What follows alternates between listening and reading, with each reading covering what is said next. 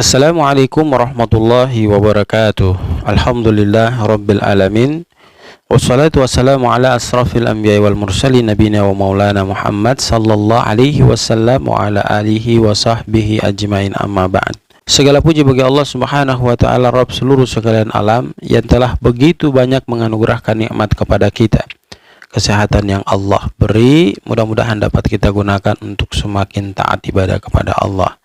Kemudian kesempatan hidup yang Allah beri menjadikan kita semakin hari semakin kuat dalam melakukan amal-amal saleh. Salawat dan salam kita aturkan kepada junjungan kita Rasulullah Muhammad SAW, keluarga, sahabat, dan insyaallah sampai kepada kita yang istiqomah menjalankan apa yang diperintahkan Rasul SAW, meninggalkan apa yang dilarang oleh baginda Rasulullah Muhammad SAW. Teman-teman yang sama dirahmati dan dimuliakan Allah, ayah bunda, tuan puan orang baik, jemaah TV dakwah Allah Seru yang berbahagia.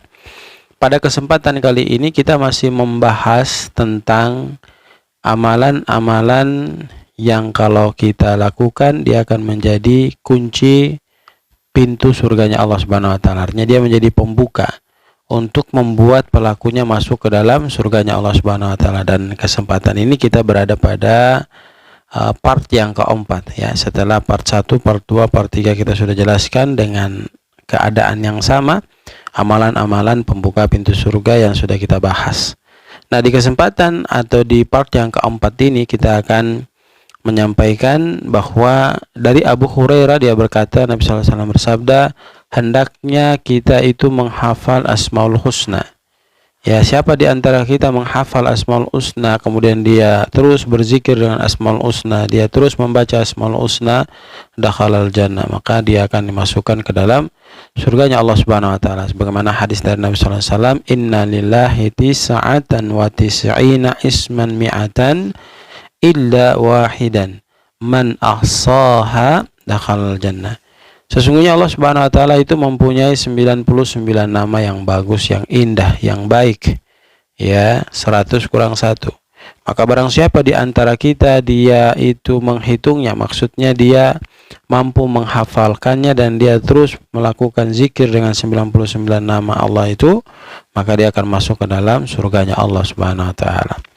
Lalu amalan yang kedua, yang kalau kita lakukan maka dia akan menjadi jembatan mengantarkan kita masuk ke surganya Allah Subhanahu wa taala. Apa itu? Membaca Al-Qur'an, kemudian mengamalkan apa yang ada dalam Al-Qur'an. Nabi SAW menjelaskan kepada kita, khairukum man ta'allama Al-Qur'an wa 'allamahu. Sebaik-baik kalian teman-teman, sebaik-baik kita teman-teman, sahabat yang sama dirahmati dan dimuliakan Allah, adalah segelincir orang di antara kita yang mereka terus dekat dengan Al-Qur'an, mereka mempelajari Al-Qur'an itu, maka kondisi demikian akan memberikan dampak positif pada diri mereka karena Allah menambahkan kebaikan untuk diri mereka.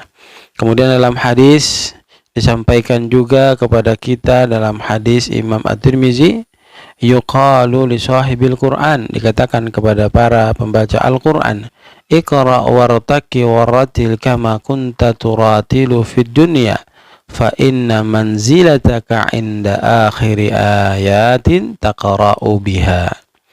Ya, kemudian disampaikan kepada para pembaca Al-Qur'an bahwa kalian diperintahkan untuk baca Al-Qur'an dengan perlahan-lahan sebagaimana kalian membacanya di dunia. Ya, karena sesungguhnya derajat yang akan kalian dapatkan itu berada pada akhir ayat Al-Qur'an yang telah kalian baca.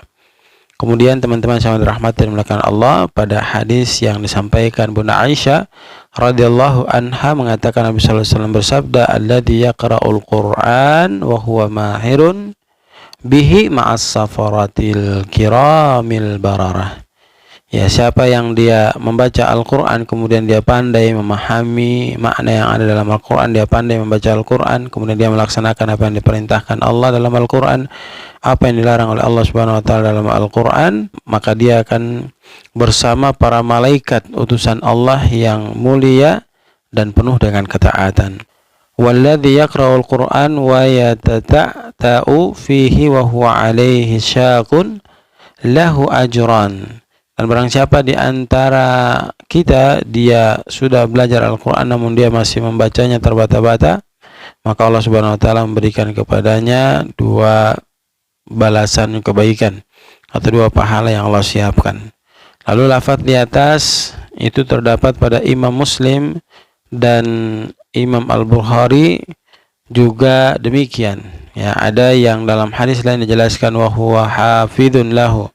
Dia menghafal asmaul husna tersebut. Kemudian yang lain menjelaskan mahirun bih.